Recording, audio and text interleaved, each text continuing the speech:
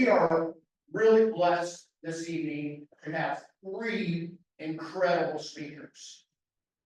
Jim Akers, who's the Chief Operating Officer at Bluegrass Stockyards, and he has his finger on the feeder cattle business every single day. Then Dr. Holt Tripp with GK Jim Farms, and he's going to be joining us virtually. He had a little bit of travel difficulties this morning and called me at 7 o'clock and really felt bad about it, but we made it work.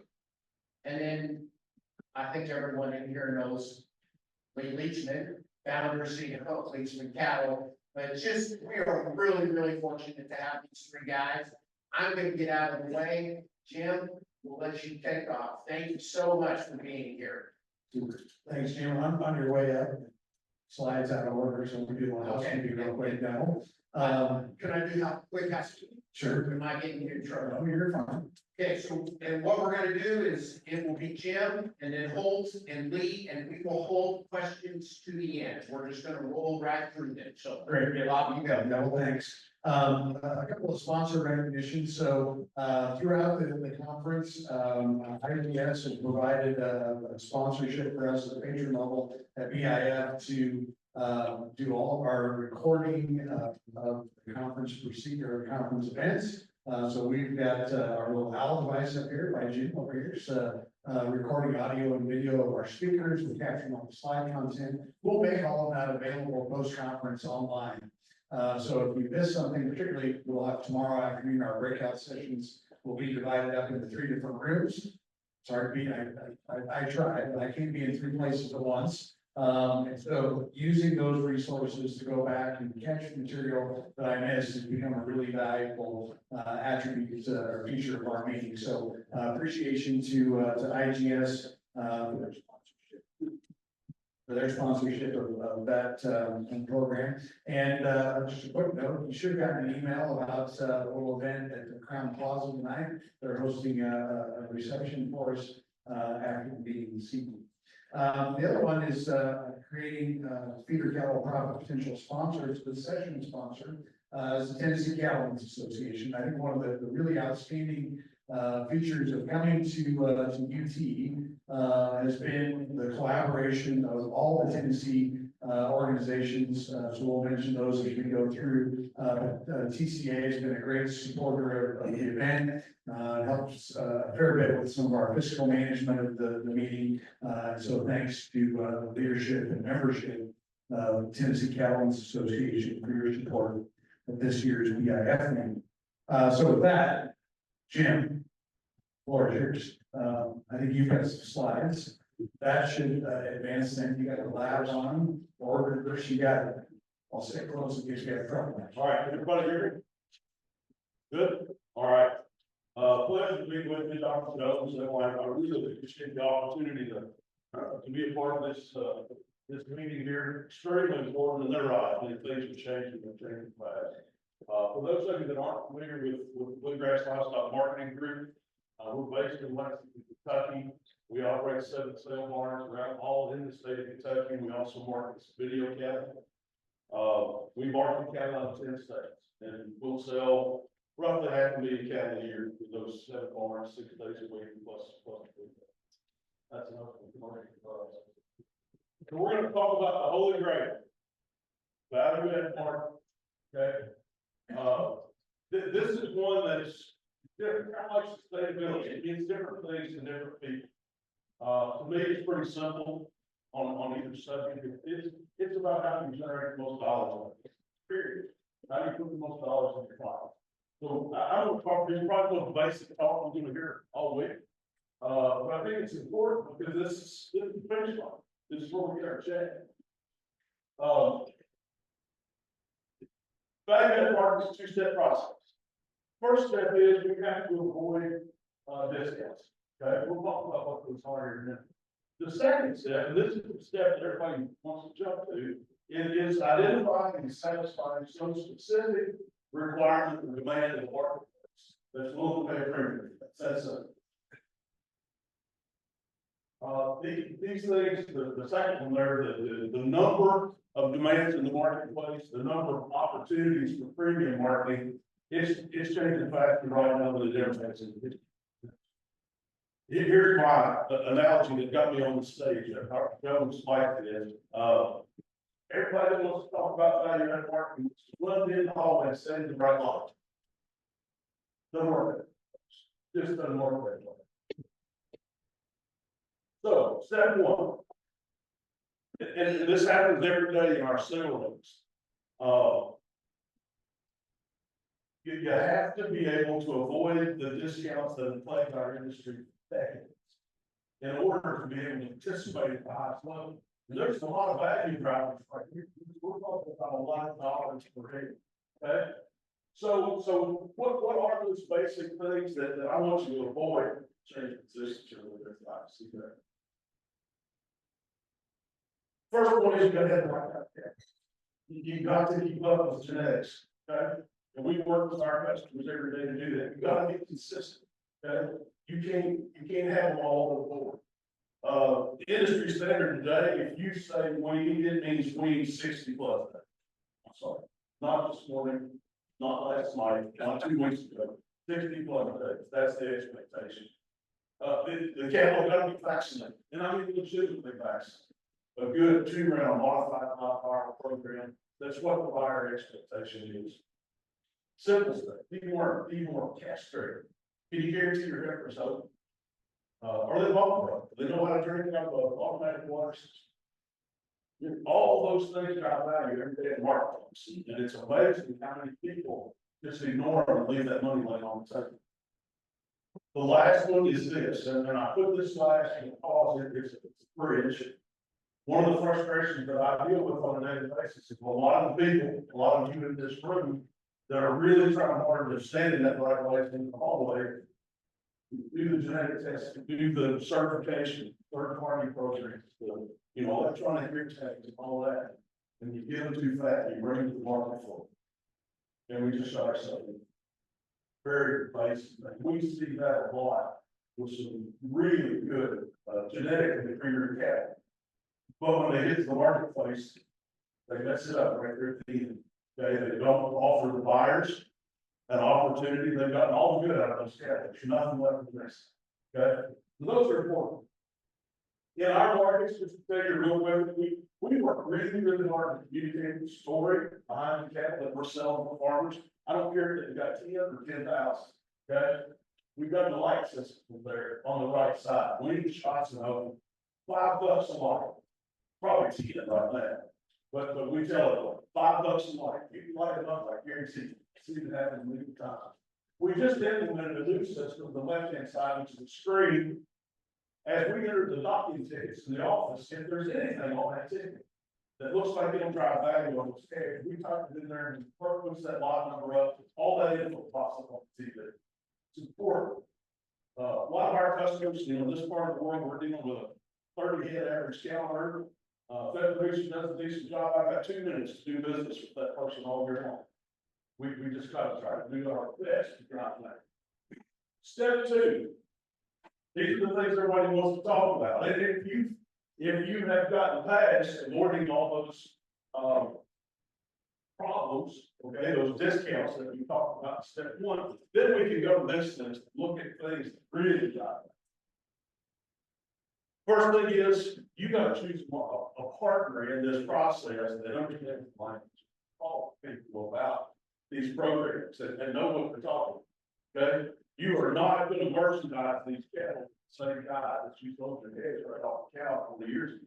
That's not the person that's going to buy these cattle. You got to have a partner that knows how to get to those folks and knows how to talk to them.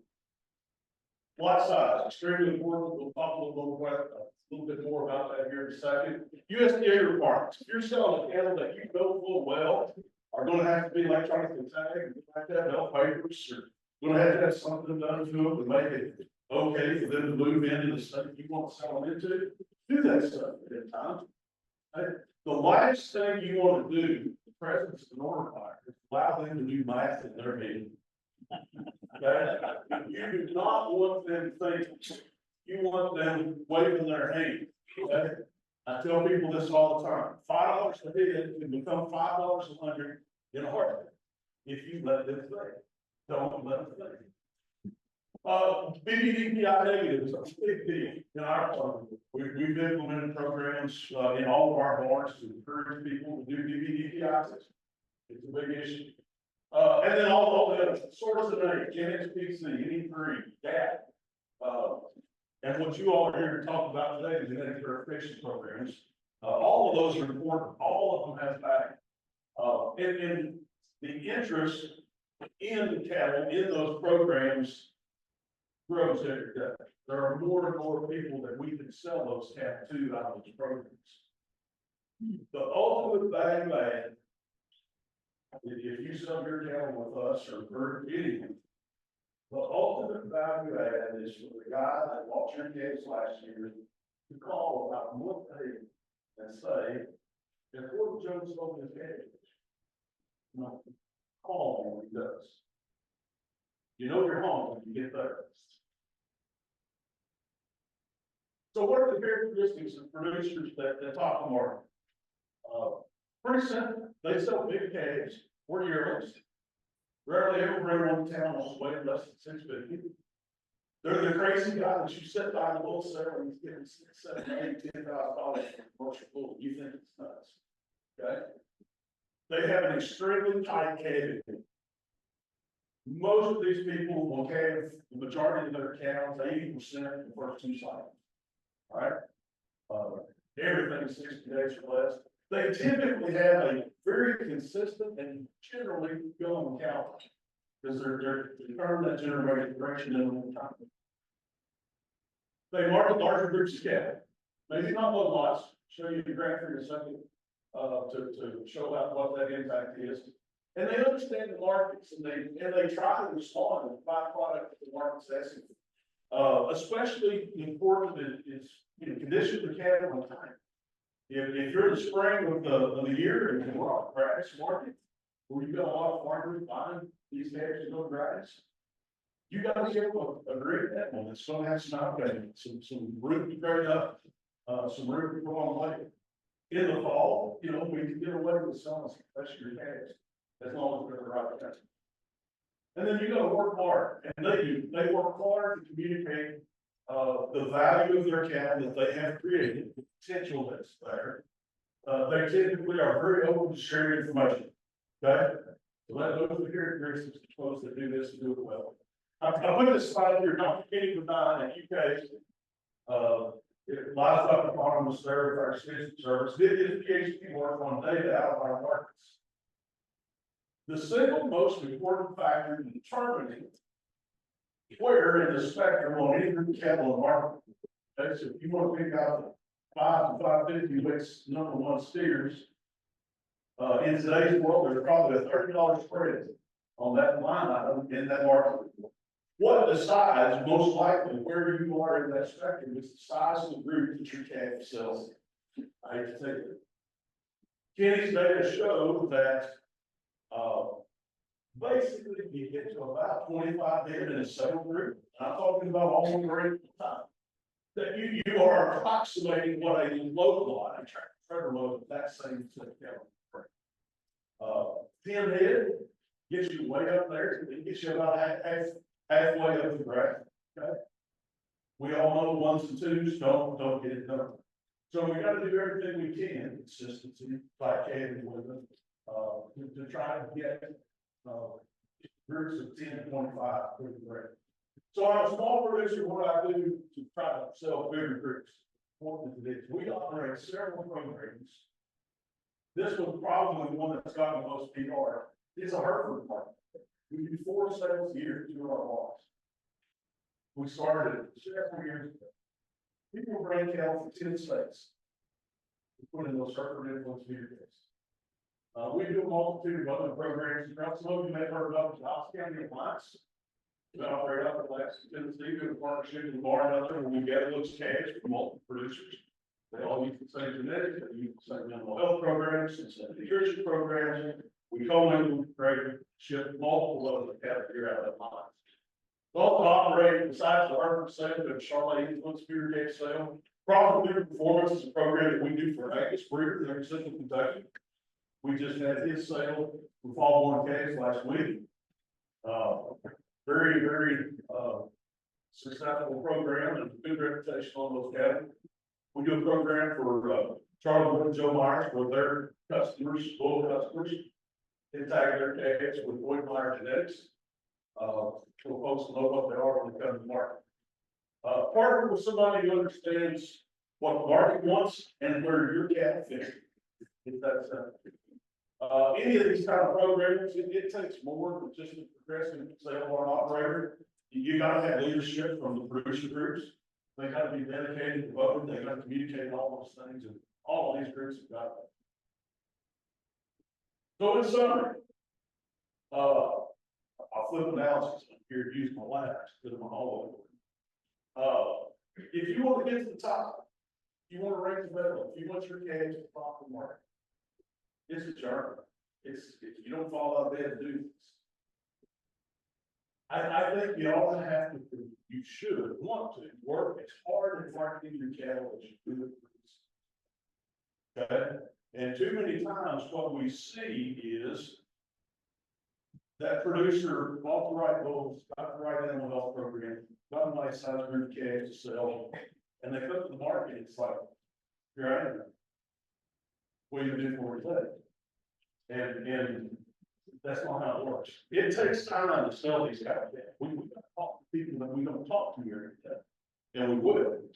But it takes time to market these cattle, because you've got to find the right person, you've got to find two people that recognize that value.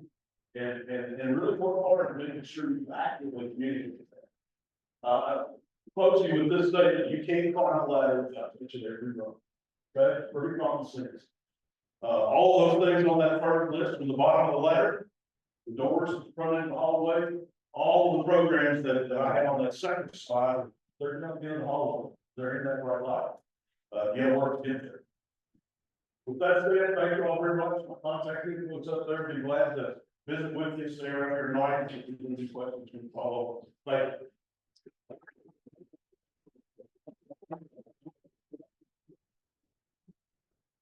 Thank you, Jim. Thank you very much. Now I'm looking for my AV person, Dr. Bob Weber, I think. Get Holt started. And he left. I can work on it. Troy, there you go. Troy rolling to the rescue. I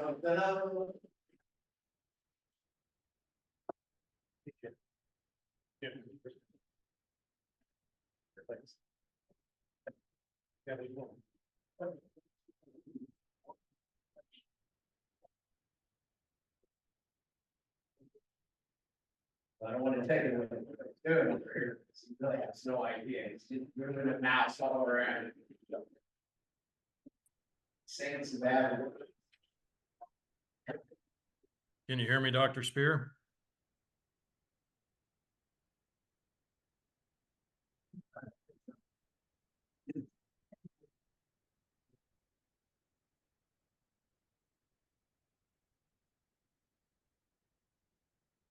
What happens if you put a bunch of PhD charge for the technology?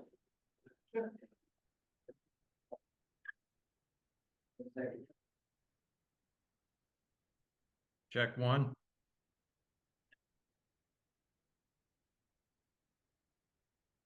Check, check.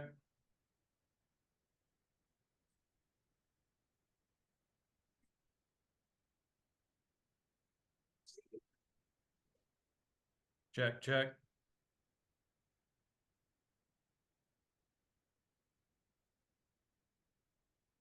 Well, you said something, we can hear you. Check, check, check. Yeah. It's coming through the owl. Check one. Coming through the owl. You have to change the key. Check one. Check, check. No, he's got to change. You find it? We're gonna get there. Check one.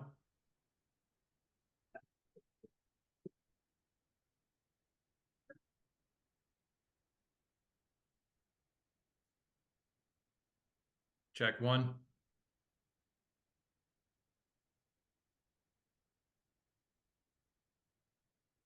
check, check.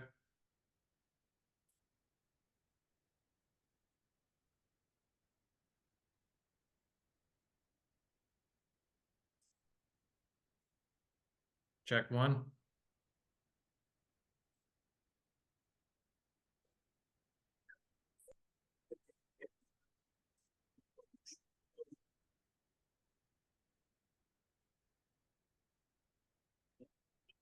Check one.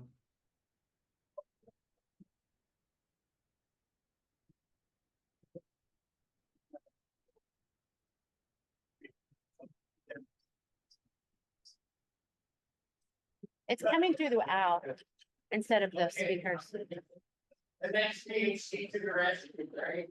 The, Check one.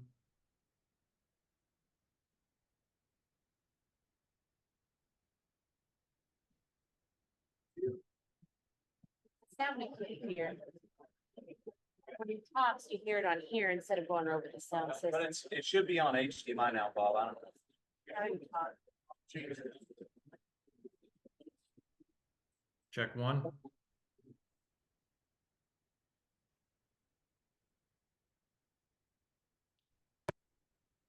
Check.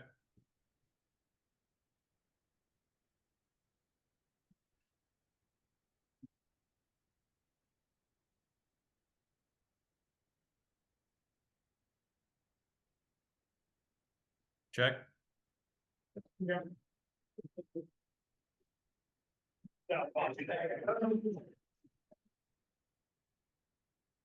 Check one.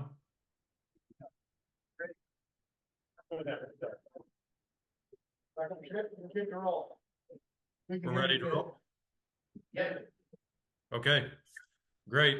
Well, I certainly want to start off by apologizing. I can't be with you guys in person. The travel gods have conspired against me once again for the third time in a pretty short span here.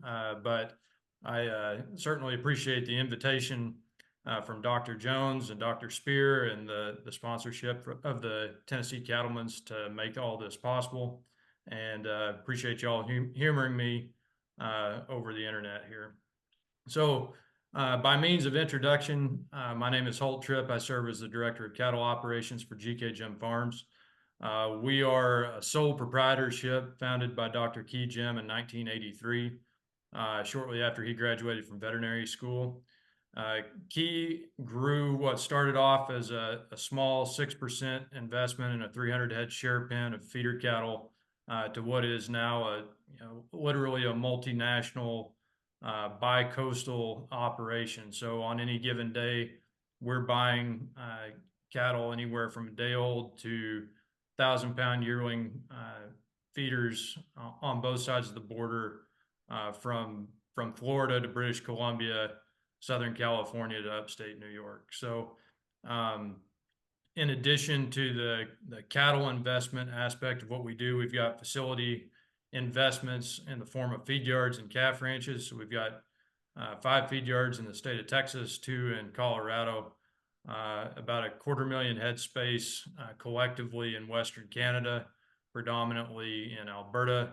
And the latest project that we've got on the go in terms of feed yards is Black Shirt Feeders, which is our new greenfield feed yard that we're building in Western Nebraska, that when completed will be 150,000 head. So we expect to have the first 50,000 head on feed starting in September. And that facility will be populated primarily with beef on dairy cattle that will go through our calf ranch, New Can, which is located at Portales, New Mexico. So we've got a sizable investment in the beef on dairy space as well. But for sure, the background, the history of our organization is firmly rooted in the native space. And so that's what we'll confine most of the discussion to for this evening. One thing that I would note and that I'll touch on repeatedly throughout the discussion is that 100% of the cattle that we feed and market are sold on the rail. There would be a handful of exceptions to that I've witnessed over a 9-year career now, but I could literally count those instances on one hand. So I thought that I would, if Jim's presentation is the simplest explanation you'll hear all week, then mine will certainly be the second simplest. And whenever I step back and look at the profitability associated with feeder cattle, I just have to break it down into a semi-mathematical equation, and simply put, that's the revenues minus expenses gives us what's left over, either a profit or a loss. So in our world, pounds are king. So certainly selling weight, and more specifically carcass weight of saleable product, becomes a major consideration for what we're doing. And then obviously it's the weight multiplied by the price or the value of that weight. So the selling price, depending on how you slice it, is going to be approximately 75 times more important than the grid premiums that get so much press and tend to grab headlines. But the base price, the underlying market itself, is the main driver by far, and it's the one thing that we've got the least control over throughout all of this. So we're certainly not immune to movements in the markets. We're victims and victors, just like everybody else, depending on where we're at any given point in time. But certainly we try to trouble ourselves less with the ebbs and flows of the market and more with understanding the underlying biology that drives the profitability of these cattle. So with respect to grid premiums, grid premiums again are linked to things like quality grade spreads that we don't necessarily have direct control over, but we do certainly have the ability to characterize the population that we're feeding and understand the nuances of each population and subpopulation that we're dealing with. So our approach, rather than taking off the shelf grids and trying to produce cattle to fit the grid, has been to negotiate grids that fit our cattle.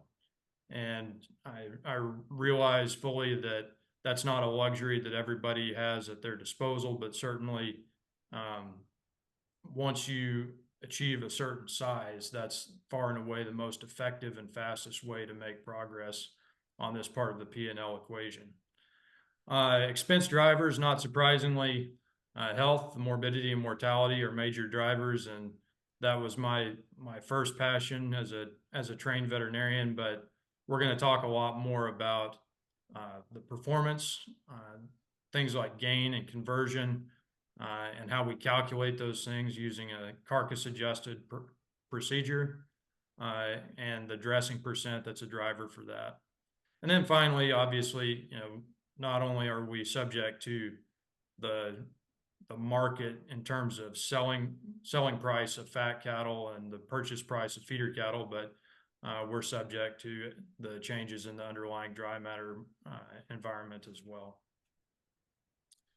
So this is something that's kind of unique to our group, and I wanted to share it with you guys so we could demonstrate how we go about parsing out, whether we've made good decisions or not. And one of the early lessons that I learned from Key, and a common management mantra, is don't mistake good luck for good management. And so, like all cattle feeders, we run break-even projections at the time that we place each group of cattle on feed. But where things are a little bit different is at the time we get a closeout for each of those groups, when they're finally finished being killed and the dollars and cents are all tallied, we will run a variance analysis analyzing where the deviations in profit and loss from what we projected occurred and why they occurred, so that we understand more fully what we're doing as managers and investors in these cattle. So this is kind of a tale of two groups. Group one, the total that I've circled there represents the delta from what we projected as our profitability. So this isn't the actual profit, rather it's indicating that we made $38 a head more than what we had originally projected. So the easy default assumption would be that we were pretty close on our projections. $38 divided by 14 or 1,500 pounds, you're within spitting distance of where we originally penciled these cattle. But the way these analyses work, we can look a little bit closer and see that, in fact, we underestimated the biological performance of these cattle to the tune of about $165 a head, because we sold them heavier, they gained faster, and they converted more efficiently than what we had originally projected. So while it's true that our projection was close in the aggregate, we missed the biology by a fairly wide margin. And in truth, this isn't an uncommon, this kind of variance is what I would consider to be well within the normal bounds of production. And it kind of goes to the thing that makes hedging cattle as much art as it is science, because oftentimes we hear people talk about how they've hedged $50 or $75 a head profit the day they put cattle on feed, and whenever you've got underlying variance in P&L, to the tune of $165 or more, it really calls into question whether that's even possible or not. So, carrying on a little bit further, we can see that these cattle sold, or the revenue function for this group was actually $127 a head less than what we had projected. And so when you aggregate those things, that's the $38 change. The second group, most folks would be extremely happy, and no doubt we were too, to see that the final P&L was $448 a head greater than what we had projected at the time these cattle went on feed. So the question becomes, well, what was the driver there? Well, certainly it wasn't the biology. We missed that to the downside to the tune of about $300 a head, which is a major miss, well outside of what we would consider to be normal. But we were saved by the fact that there was a major rally in the cattle market, and so we will certainly gladly take that benefit to our advantage. But this is a classic example of good luck overshadowing, poor management or poor estimates in this case. So what about quality grade? I think any kind of discussion like this certainly bears mention of the fact that the cattle have in fact improved. I mean, that's been the mission of this organization since its inception.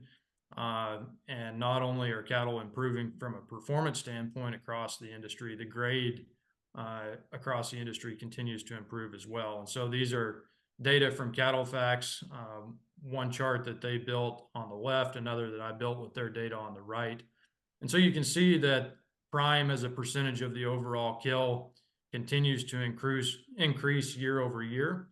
And so the question for us as cattle feeders becomes, what is the incremental or marginal cost or investment that we have to make in the cattle that we have on feed to push them from being in the upper 2/3 choice, say, into the prime category. And so you can see the prime choice spread and the wild aberrations that it experienced between the spring of 2022 and the spring of 2023. Whenever we see changes like this in the marketplace, that changes the value of that next pound of gain that we're attempting to put on.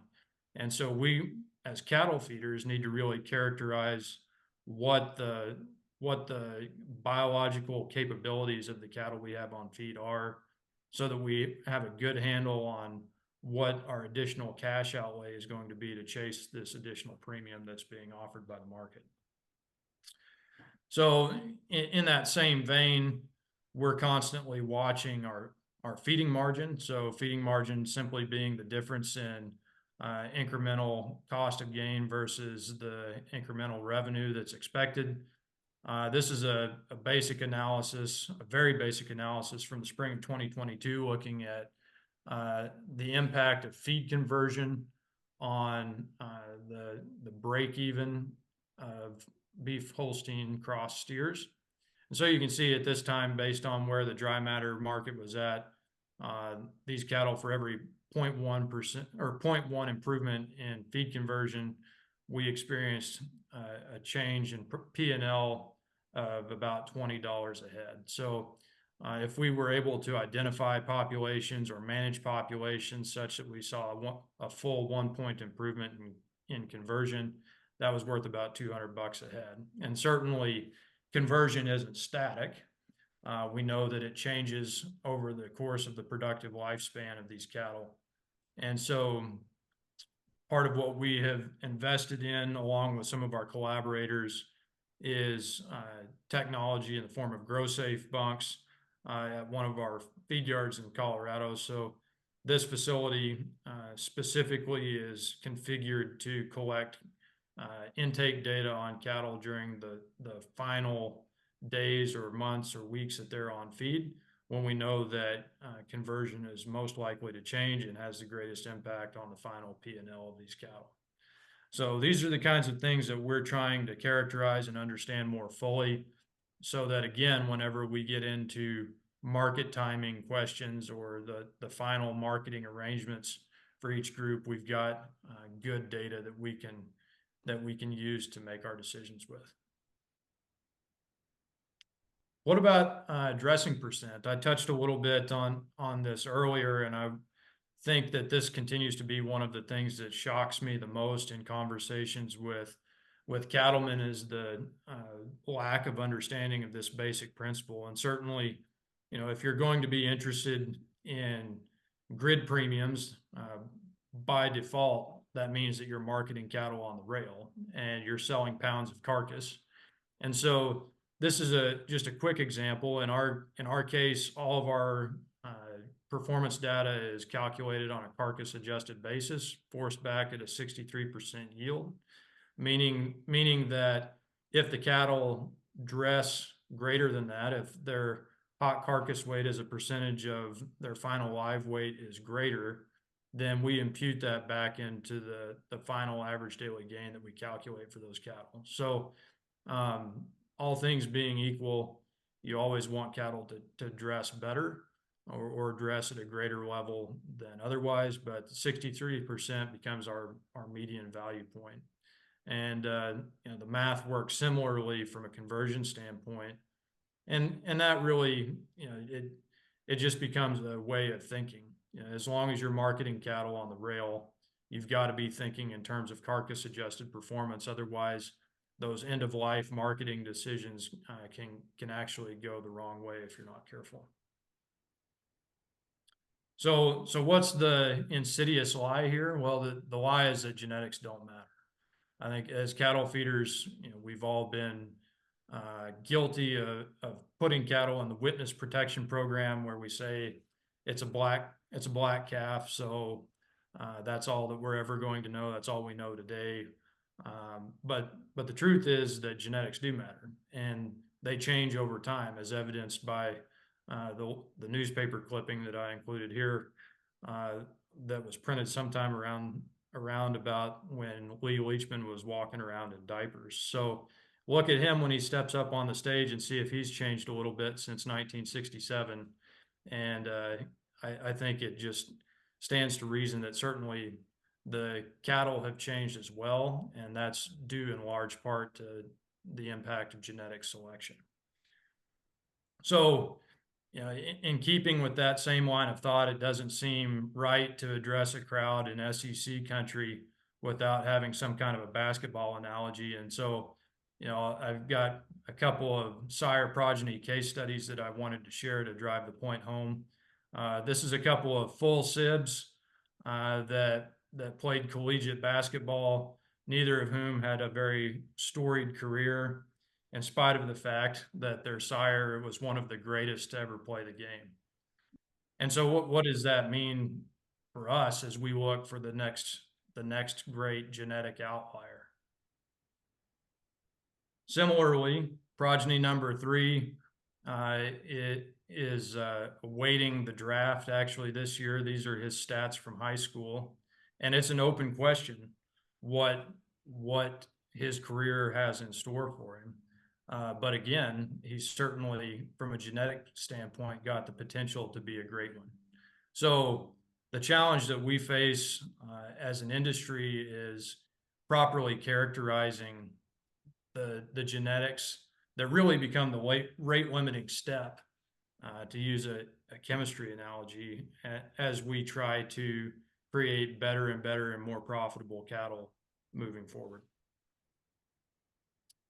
So how does that stack up against our competitors? Well, competing proteins have managed to consolidate and achieve vertical integration. Certainly that's due in part to a number of factors, including shorter generational intervals, lower capital cost per output unit, and more narrowly defined geographies in terms of where those proteins are produced.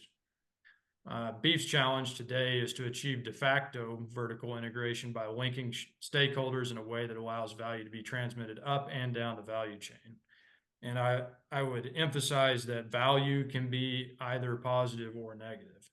And so if we're going to achieve this de facto vertical integration, that means that value, even if it is negative, needs to be properly attributed to the participant in the value chain who deserves the blame. And by the same token, if somebody makes a good decision that creates value in the animals that we're raising and feeding, then they deserve to reap the rewards and capture the benefits that the market is indicating. So what does that look like in our system? Well, today our population is skewed heavily towards the beef on dairy population. So we're heavily invested in what a model that we have called the closed loop beef on dairy model. So I don't present this as gospel for what the other 80% of the fed cattle market should do. Cattle from dairy dams represent about 20% of the fed cattle killed today. And so to a certain extent, they're always going to be playing second fiddle to the natives. But I think that this does become a useful framework and model for thinking about how the native beef industry should be continuing to improve and evolve as we work our way through the 21st century.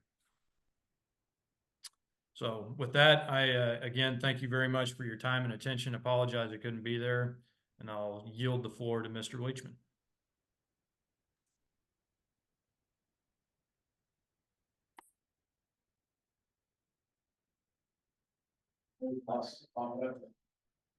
Switch. Holt, thank you so much. Now we got to do a technology switch. We've lost our.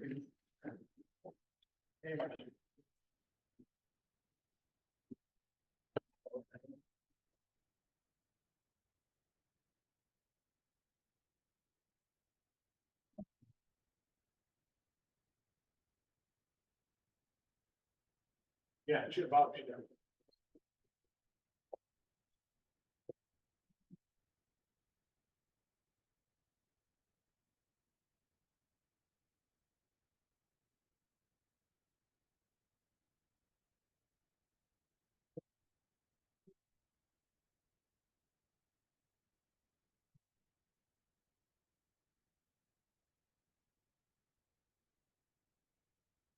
Yeah.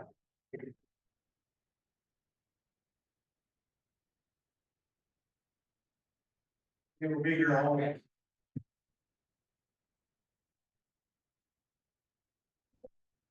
Well, I do look a little bit different than I did in 1967, yeah. And I did have a flashback throughout those previous presentations. During Jim's presentation, I flashback to the conversation I had on Saturday and Sunday when I called a sale barn who was going to sell calves out of our bull. Because I had called him a month ago and said, when this buyer brings his calves to town, I want to buy it. And he called me and he said, they're coming to town this next week on Monday. I said, what are they going to weigh? He said, I'll tell you when I weigh it. So he called me on Sunday, I'm in church, I didn't answer, and he says, I weighed them, and they weigh 825 pounds, and there's 16 of them. Guy runs about 40 pounds. Scratching my head about that, Jim, I said, which 16 gave me down, right? And then he said, but I can put them together with a bunch of other calves out of your bulls. I said, well, what's the back program? Well, they've had 2 rounds of backs. They're just off the cow, but they're both broke. Now I'm trying to figure out if that's 60-day wean or not, Jim, but I don't think so. And then he sends me a text that says, if the load doesn't get full, he can put some 6-weight heifers on from another cow. Now, this is what we're up against, right? Because probably everybody in the room is either indirectly in the genetics business or maybe very interested in genetics or help people figure out genetics. And we do all this, and the reality, the rungs on the ladder that Jim talked about really keep us from getting to the sunny spot, Jim. Because we missed that, we missed a lot of steps, and I think as an industry, we don't do a good job marketing. But there are these drivers, and I think what's interesting, is that the previous 2 speakers, probably unlike most of us in the room, don't necessarily have a passion for genetics. And most of them in the room have a passion for genetics, okay?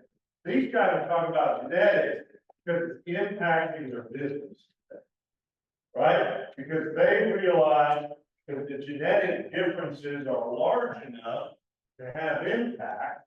If you hit those other rungs, if you miss the other rungs, boy, you're gonna lose everything, right? Then the group in that's not dehorned, has extra shots, comes in groups of 10 or less. I don't care what the genetics are. I'm sensitive. But it happened before. I don't care what the genetics are, if you just the runs on the ladder, you're not gonna bring good price. And Jim can't pull that rabbit out of the hat, right, Jim? I mean, there's just no way to do it. And quite frankly, when you send those calves to the feedlot, they can't do it either.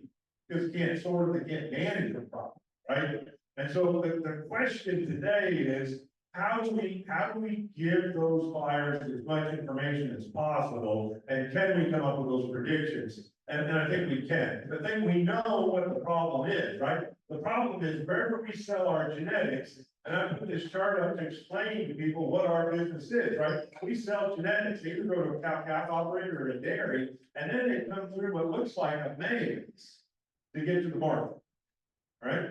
And the great thing is that there is a problem there. The problem is that the people who make the cows don't necessarily get paid for that genetic merit. That's a problem in our industry, right? And it's a big problem, because if they don't get paid for making a better animal, their incentive is really not there, because we are in a business where they say, show me the money, right? You know, I mean, if they're not gonna get paid, they're not gonna do it. And so at the end of the day, that is the problem. And the problem is we don't pass accurate signals back to them. But this is also a huge opportunity, because we can solve that problem, and I think today with technology, we can start to solve that problem. So there is a huge opportunity in the market if we can start passing those value signals back and forth. So what's the capital of the meeting? We had the opportunity to work with Warren Weimer. I think he spoke at BIF a couple of times. He was at the Gator County Feed Yard, and Warren had gathered through the ECM system tons of data on groups of cattle. He has individual data as well. What I'm going to show you right now is variance on groups of cattle fed through his feedlot, where this is 2012 data. I got this highlighted in yellow when corn was at $3.50 a bushel. These are 185,000 head fed in 2,500 different lots. And there was a huge variation in what those average weight cattle, we adjusted them all the same weight cattle. So there was a $600 difference from top to bottom. The standard deviation on that. They're gonna turn off automatic debates on the slide. Should you do that? No. Well, maybe I'll do that. Let's see. I got that. I'm afraid if I bail out, I'll just keep backing up. It's all right. So there was the variant, the standard deviation on this about $85. So go back to the whole Tripp slide where he said we saw $180 or $160 variance on the genetics of those calves biologically. That's about what this data was saying. And we're seeing a lot of variance by genetics. And what were the drivers there? 35% of it was feed conversion, 30% of it was carcass value, the price on the grid. Okay, and this was adjusted to a standard base. So this was going crazy. This was adjusted to a standard base, so that 30% was just basically marbling differences. And then carcass weight was 18%, 17% was health. And as we know, those first three drivers, conversion, carcass value, and carcass weight, are all significantly determined by genetics. It's a heritable trait. And he's looking at it. Is it okay? No, it's on, I think the automatic advance, so it's just gonna keep going, but it's all right, I'll be okay with it. So that's why we're measuring feed conversion. We did this back in 2012, so we tracked like a lot of feed efficiency records because we want to know what the feed conversion is. We've done this about 47,000 times. Okay, so that represents a reasonably substantial investment.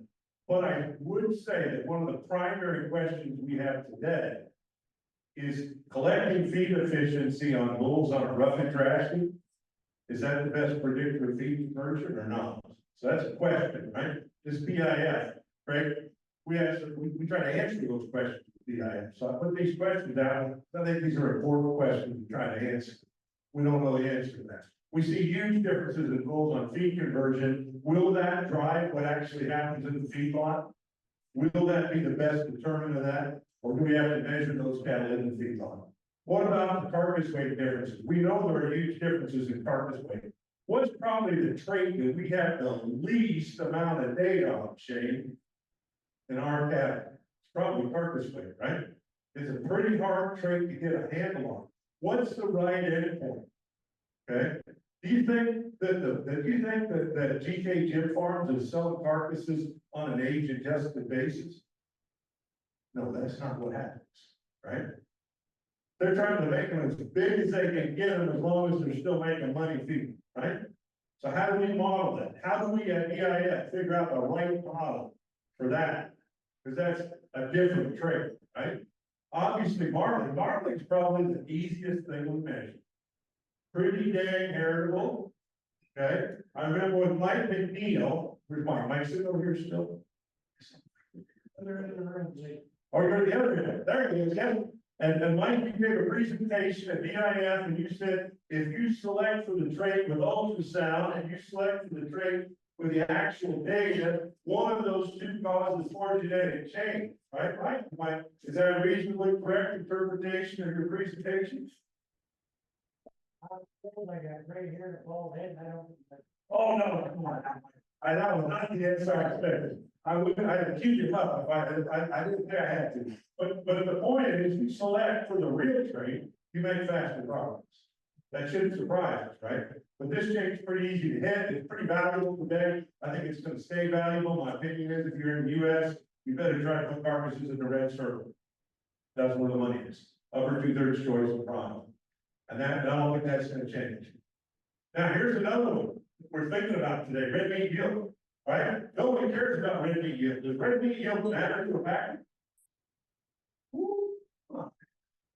Okay. Why are we paying this for this? It's not our system, right?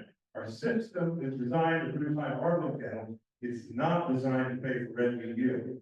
Okay. There are big red meat yield differences on cattle, folks. Those continental breeds yield, this Clay Center did, they yield a lot more red meat than do the British breeds and dairy breeds. The hybrids are in between.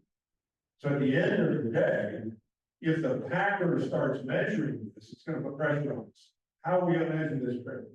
Okay, so there you go. We're going to kick down the questions that were the questions of the day that I thought BIF should think about. Now let's talk about what's going on and how we can use it to build more profitable cattle. I think these are the drivers. I think these drivers, notwithstanding the challenges of measuring them, are heritable, and we can improve them, and we can predict them, and we can do that with genomics, and we just got to collect enough data on enough animals, and there are two big populations that are doing this now, maybe three in the US, definitely three in the US that will predict this. And from that data that we collect from these feedstock breeders, we can predict the value of a feeder calf. Now, we can't predict whether the runs have been set. We can't predict how green they are, we can't predict if you preconditioned them right, we can't predict if you did the stuff you were supposed to do to deliver them to the feedlot the way they need to have it. But we can predict traits. This is data on carcass weight, notwithstanding the challenges on this. The predictions we have today, we took 2,400, all the data I'm going to show you is on 2,428 head of genotype staff-fed cattle fed at Lincoln County feeders in Nebraska. This data, each of the slides I'm going to show you ranks the trait from the lowest 10% to the best 10% on the trait, and then shows you how the phenotype changed. Okay, so the prediction went from 800 to 862, and the carcass weight went from 856 to 917. So we can predict carcass weight. We can predict back fat, again, lines right up with the predictions. We can predict marbling score from the bottom end to the top end. We can predict choice and up. We can predict prime and up. We can predict that with the DNA. It shouldn't be a big surprise to us. We can predict ribeye area with the DNA. And can we then turn that into an index that drives value? Absolutely we can. This is a comparison of those 2,400 head of cattle. I asked the DNA to do something that's really hard to do with DNA. I said, how good are the top 1%? Like if I was going to go buy a feeder cattle, I wouldn't want to buy 50th percentile animals. I wouldn't even really want to buy 40th percentile animals. I start getting into the top 30%. I want to start buying, right? I want to know how far out can we predict this, and will it predict it accurately? And you know, when we were looking at those 10% categories, we were looking at 250 head at a time. But when we look at the 1% category, now we're down to 24 head. 24 heads. We're going to have DNA be pretty dang accurate, right? And this is from 19 different herds. Okay, so there's lots of variation. This violates our contemporary group theme, right? Like you shouldn't be able to do this, right? You shouldn't be able to pick 24 head out of 2,400 independent and contemporary group and find a difference, right? That ain't gonna work, but it did. Okay. The average in the group had a feeder index of 82, the top 25 were 226. That sort alone on that index caused a 48-pound increase in actual carcass weight and half an inch more ribeye, 99 points more marbling, 10% more, well, actually just 100% choice. In fact, the upper group was 100% CAD and higher and 32% prime. So they were all in the red circle. Okay. They had an average price per head value that accounts for the weight and the grid of $137. That was on a $20 prime choice spread and a $12 choice select spread, which makes a big difference. They gained a quarter of a pound more. They had the same days on feed, and we allocated dry matter within the pen. They ate slightly more, which means they converted better. Okay, so when you look at all that stuff, they won, and the index predicted that. And so I think we're at the point with the various databases we have. I don't think this is a lot different from one database to the other, where you can predict these differences. Now, there's still questions, right? Is the best measure for feed efficiency, bull feeding data? What's the best endpoint for carcass weight adjustment? How will we predict red meat yield? That's a great BIF question. Okay? Let's figure out how we're going to predict red meat yield. Let's figure out how we're going to predict dressing percentage. That other question, Holt Tripp asked, right? How are we going to predict that? Those are important questions. The next question that pops out when you start looking at this stuff is we're talking about terminal value, right? None of what we're talking about, none of the last three presentations have said boo about your cat. Right? And guess what? When you start taking these traits, they are antagonistic to your cow function. Make no mistake about it, right? We've been talking about systems and how we measure the whole thing here at BIF for decades, but that terminal function as it exists today that drives the value we're talking about and the function of running those cows in every database we look at is antagonistic, significantly antagonistic. So if it's that antagonistic, Shouldn't we be thinking about terminal bulls? It's an interesting question. So then the biggest question that I think to this group, and I love BIF, because this is the place where I think we bring together some of the best minds in the industry. And what do? We kick things around, right? We come up with ideas, and I will tell you that most of the stuff we're doing, some way or another, came from the meeting at BIF, right? Whether it was a conversation outside the meeting with Roy Wallace, right? Or whether it was sitting in one of these meetings and hearing what Mike McField said, or idea that I got out of one of the seminars or what have you, okay? How do we get these technologies, these predictions, using our seed stuff? We know they work. How do we get them into the commerce? How do we teach the industry how to use them? To purchase cattle appropriately? They're not gonna stop looking at the rungs on the ladder, but this is another rung, right? This is another rung. And this rung can tell how those cattle get rid out. It can give them an idea of how heavy they're gonna get on a carcass weight basis. They can give them a prediction of how biologically efficient they are. There's a lot of tools here. How do we get that into commerce? Because if we can get that into commerce, something great happens in our industry. What happens in our industry is we start sending value signals. And our industry has proven that if you send them a value signal, they do change, right? They do change. Not everybody, we're not gonna get all 600 and some thousand to change. But most of the customers and most of the people in this room, most of the people we talk to will adjust when the price is set. You show them the money, they will change. So we've got to figure out a way to get these into commerce. And I think that's the challenge out to you in the industry today. These technologies work. When I give group presentations to cow-calf producers in this part of the world, I say to them, the day is coming when DNA will predict what your cattle will do, and that day is today. It's not tomorrow. It's not 5 years from now. In fact, I heard about DNA, first time I heard about DNA was some guy named Jerry Taylor was talking at a BIF convention. That was a long time ago. Okay, but it's today. Okay, and this works. And it drives value. And people are gonna start making decisions based on that. So how do we get that into commerce? That's the question. So that's the end of my part, Neville, and I think we're gonna do a panel and do a Q&A, right?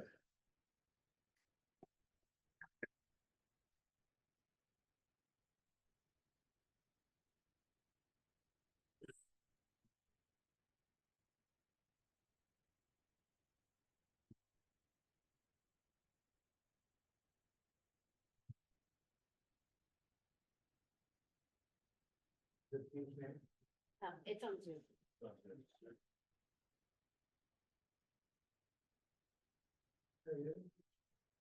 Find it. Holt, can you hear us? Can you hear us, Holt? I can. Can you- Picture? Yeah. I got- Please come to me up, Holt.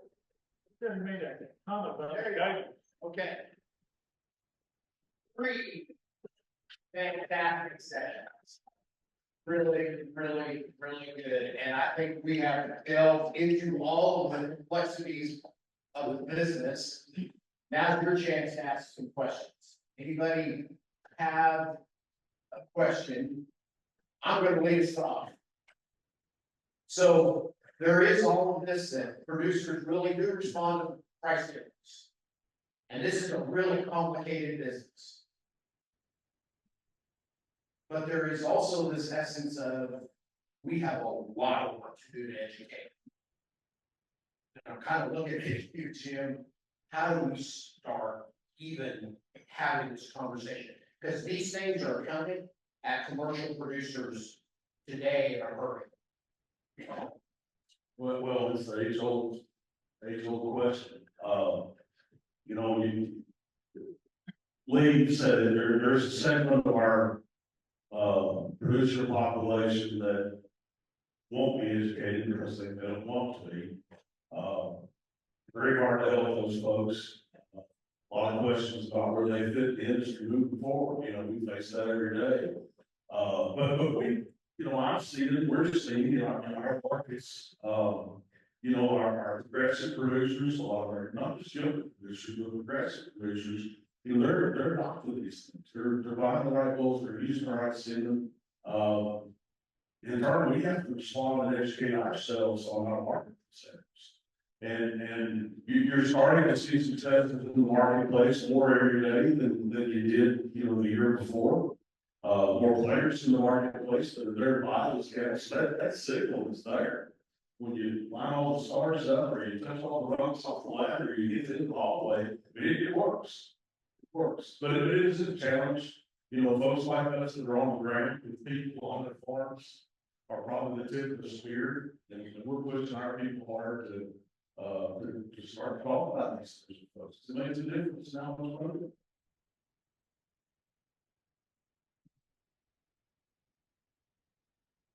Got a question over here. We give you the microphone, make sure. When we're looking at red meat yield as the profit driver for the pack, I believe Lee company pointed that out. Are we sending the right signals back through the system to the seed stock fishers? Well, I think it's an interesting question. We can't throw the baby out with the bathwater. Right? And I think if you take from my talk that we're gonna select the red meat yield and ignore marbling, that wasn't my talk. I don't think we can give that up. But I think we can try to optimize red meat yield and optimize marbling. And they're antagonistic, right? Because as Larry Cummings told me at BIF meeting, if the correlated effect is less than 0.5, it's pretty easy to make progress on both if you apply slow, steady pressure. I think we can. I think we will. I think it would be catastrophic for our industry if we gave away eating quality for favor of red meat yield. If we lowered our price and lowered our quality, those lower margin scales, I think we've seen in Europe what that did. I think Europe did that to the beef. And I think beef consumption is way off in Europe. And I don't expect it to recover. So that'd be the last one to advocate that. And I don't think our packers would go down that road. But if they could find cattle that graded the same levels of choice and prime that had significantly more red meat yield, I think those carcasses are worth a lot more too. Dr. Rooney, right behind you. She's got a microphone.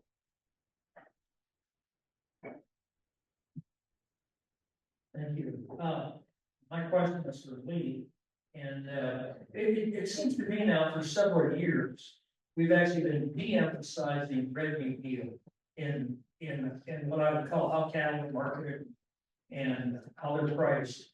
And it's my perception anyway, that that's been because we've been continually increasing carcass weight, and we've been making cattle fat.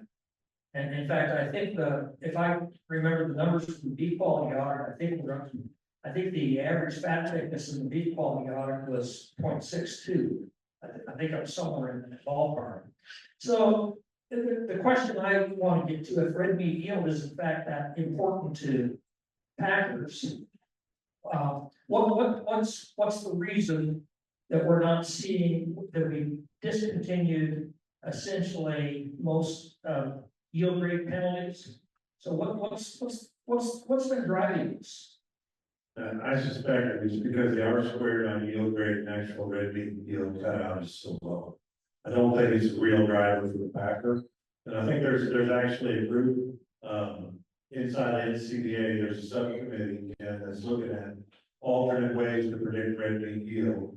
And I think if there was a machine or a camera or something in the entrance to the plant that could, with a high R squared, predict that cutout value, I think you'd see that could get picked up and used pretty quickly inside the plant as an incentive, at least if nothing else, as a way to set the base price for a given load of cattle.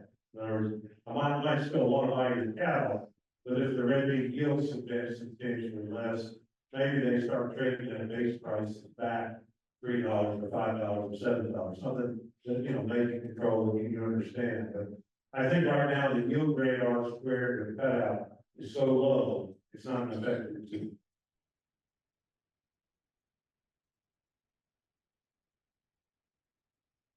When will we begin to get the feedlot and packer to share the information with the cow calf producer? Because today The feedlot guy that owns the cow, that sold the cow to, says, that's my data, that's not your data, you gave up the right to that data when you sold the animal. And when do we get the packer and the feedlot guy willing to share the data with the cow calf and stock producer? I think that's for you, Holt. Well, I can understand the sentiment certainly, but I'm on record as having said this before, so I'll say it again. Capitalism is a contact sport, and so we pay dearly for the data that we collect, and certainly we're not opposed to sharing to the extent that we can align the incentives that we have with the incentives that are set forth for the producers that we're sharing the data with. So, I think questions around data sharing really need to start with questions based on alignment of incentives between the various value chain participants, and not to just continually state the obvious, but I think the simple fact of the matter is that the less hands there are involved in the value chain, the less pieces of the pie there are to divvy up. And that ultimately bodes well for the primary producers, i.e. the cow-calf producers that are sophisticated enough and achieving enough scale to really capture the full value of the product that they're producing. Years ago, I believe it would be a vice president of meat for Safeway stood up in the room and said, fat is a $2 billion a year problem for me. I would submit that we're making cattle fatter today than we were at that time. Somewhere, Safeway is taking those $2 billion out of something. And I think that, we talk about red meat yield. Well, the converse of that is fat. And we probably do need to do something about how fat we make it.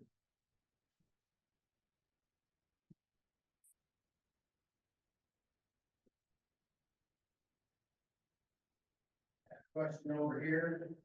If you want to go over there, I'm gonna ask Holt a question real quickly in between here. Holt, I want to go back to your group 1 versus group 2 comparison. It was striking. And I wrote down that on group 1, you clearly underpaid for those, or someone undersold them, right? And group 2, overpaid, right? There are still huge inefficiencies in our market as we price feeder cattle. Is that a fair assessment? Yeah, absolutely. And so it really kind of goes back to Jim's slides showing the data. It ultimately becomes, until we close this loop, it becomes the law of large numbers. We just start to average things out. Is that? And that's Correct. ultimately we buy feeder cattle on average.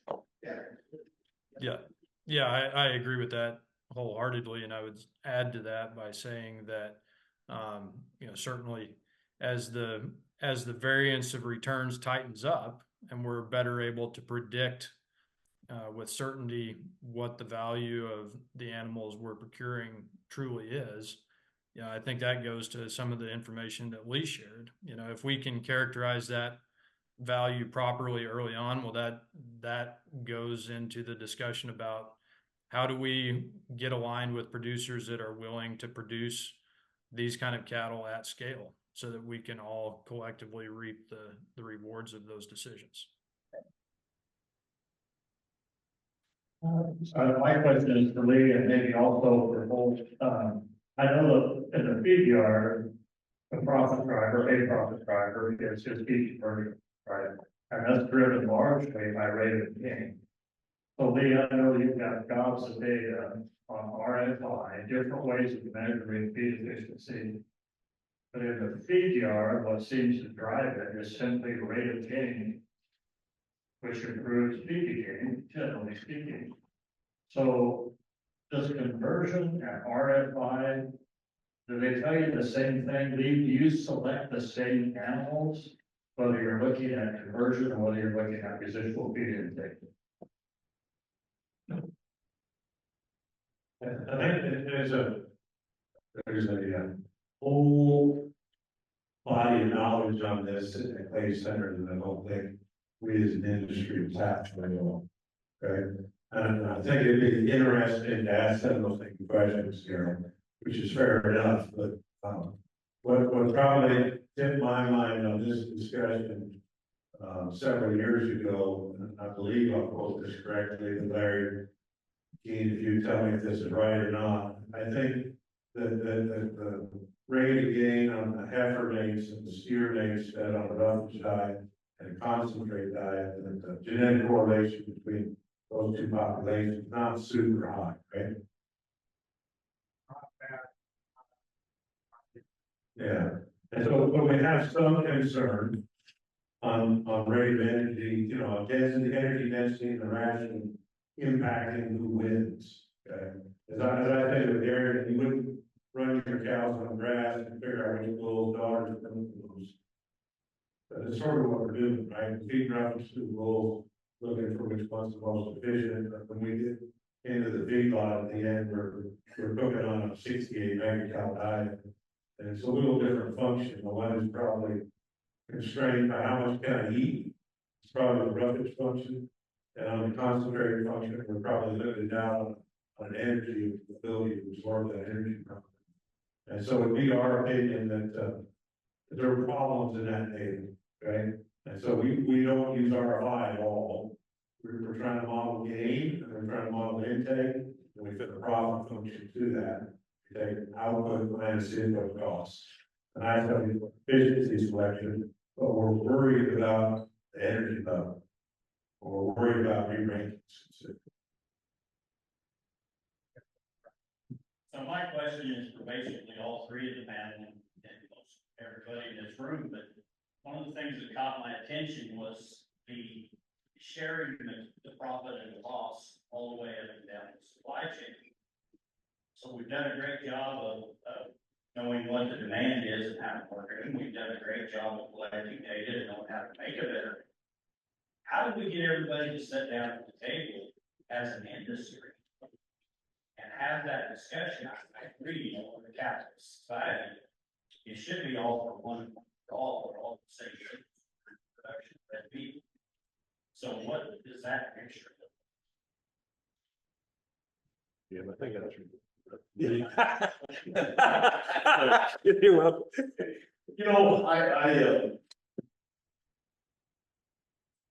There's a lot going on in the industry today that maybe a lot of people don't understand. I closed my slide set there with the ultimate idea I had is the guy that was in the case last year calls me and says, when's it coming? I won't be a fucker. That's because those cattle met or exceeded the expectations of how you and us. That to me is the ultimate. There's more of that going on all the time. Is you've got feed yards that are more tuned in, that are keeping data. No, they won't give us the data. But if you're not on the scene, okay, they know your cattle, they know the people.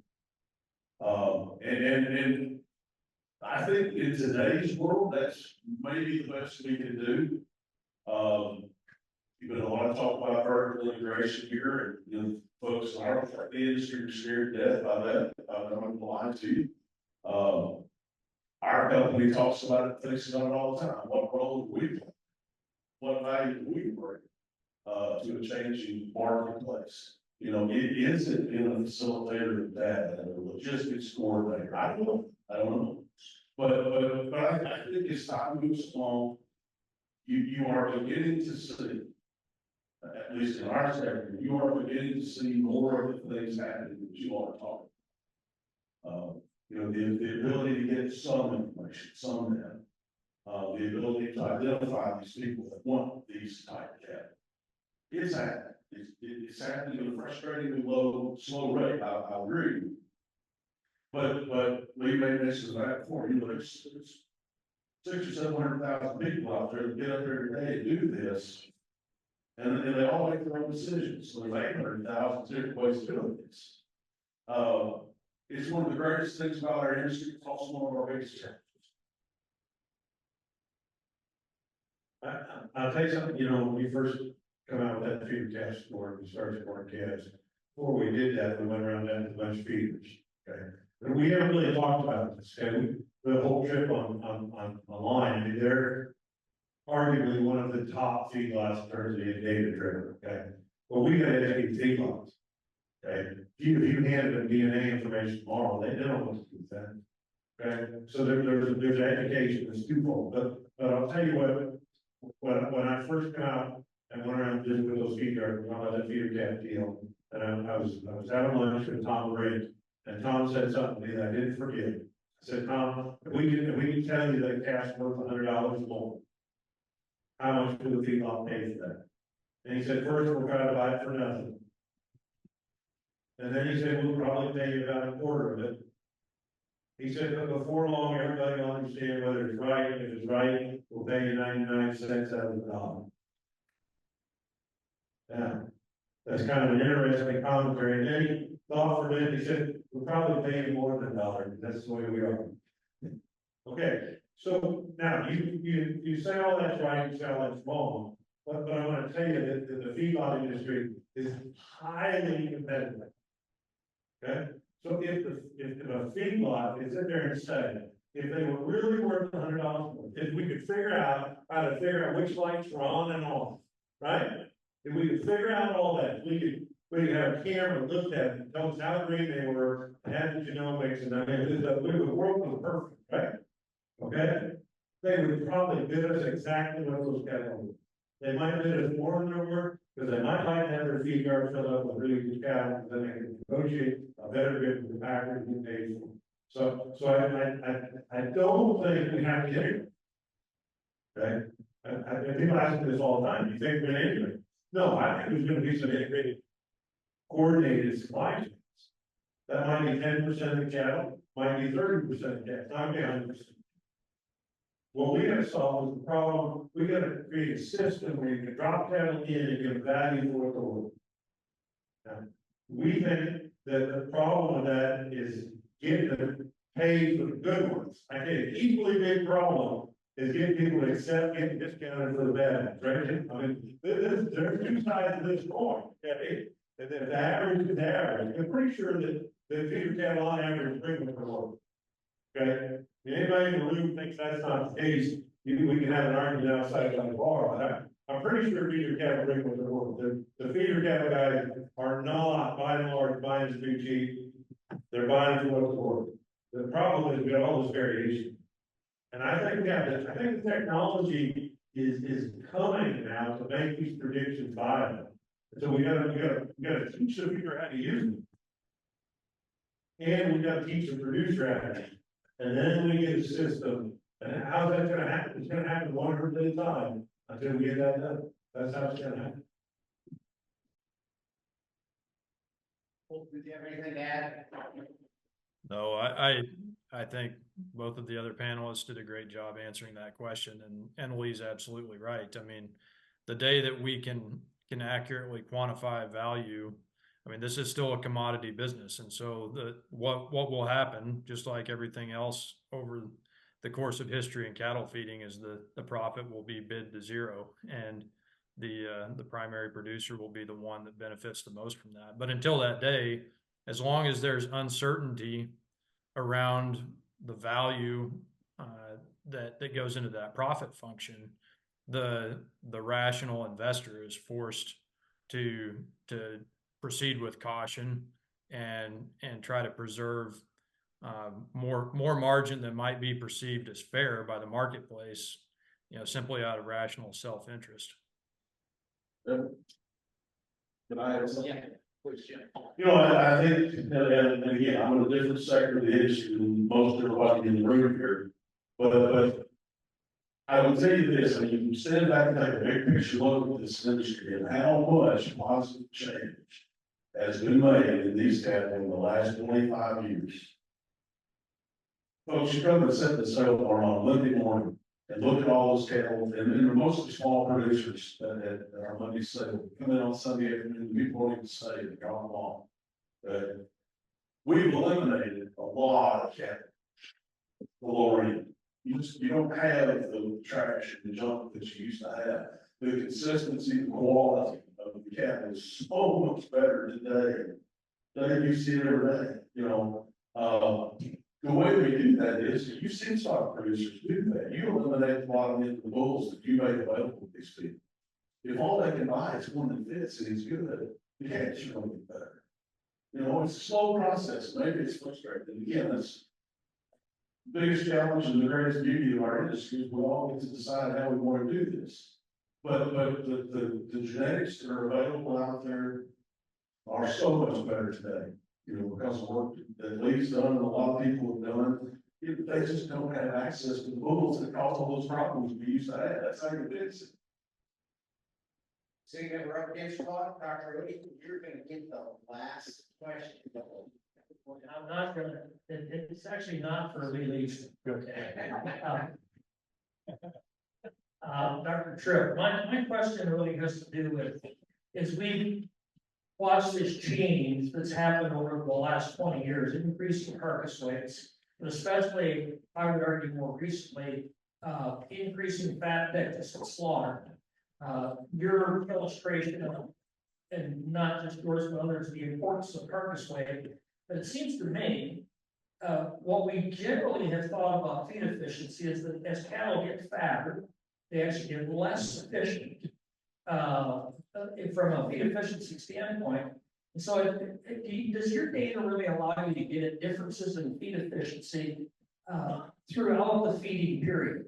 In other words, is there a point here, what I'm kind of getting at is this carcass weight thing seems to be just really, really driving things. And we reached the point where this fat thickness and the feed efficiency, because of the feed efficiency variable, where and do you have some, can you shed some light on that? Yeah, so great question. And with all due respect, I think after I say my piece, you should hear Lee's thoughts on this because he's done probably the most work of anybody looking at this. But you know, certainly the way that we have up until recently, and we still do a number of these studies, approach this question is by executing target carcass weight studies, right? So we look at it on a pen or lot level basis and see what the effect of different endpoints is on feed conversion at the end of life. And that's been a pretty effective way of answering the questions, at least in a crude basis. But I think what we're on the precipice of with the genetic advances that have been made is that we're going to run into a situation here pretty soon, and I think the cattle are already there lurking in the population where we'll run out of runway in terms of how big the packer will allow us to make the cattle before the cattle actually run out of gas. Meaning that if there weren't weight limits and heavy discounts that were going to be applied, the feeding margin would still be there to make the cattle bigger. And the fat discussion is one that I don't want to wade too far into because I think that grids, if properly constructed, should disincentivize over fattening the cattle. But you've got some pretty interesting factors at play. I mean, the biodiesel industry is a major driver on that, and one that I'm not really equipped to speak to. But I think that with all due respect, I should defer to Lee and let him comment on this a little bit further.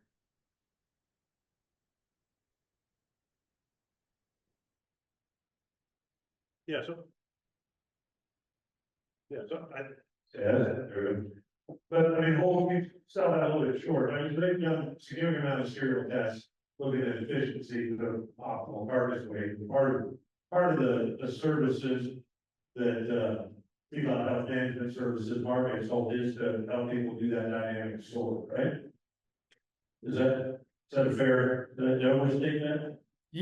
No, that's absolutely correct. So our sister company, Feedlot Health Management Services, now Telus Agriculture, has spent a lot of time, money, and research dollars on that project for sure.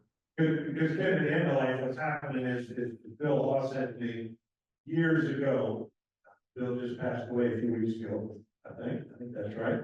At the end of life, we are getting carcass weight very rapidly, right? So we really gotta look at this on a carcass weight adjusted basis. The only way to get a handle on that is you gotta understand simultaneously what's happening to intake, live weight gain, dressing percentage, and carcass weight gain, right? And so I think in a perfect world, we killed that the day they stop making money. That's a perfect world, right?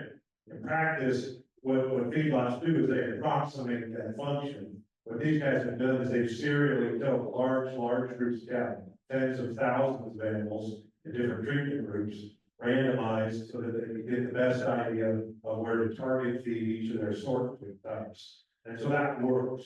Okay, now what that doesn't do, it doesn't take to the individual animal level. And so our quest today is to say, well, what do we learn if we do that? We don't know. Maybe we won't learn anything, but I think we are, and the feedlot industry certainly is today capable of trying to optimize that function. And they're doing that within the parameters of the package of set for us.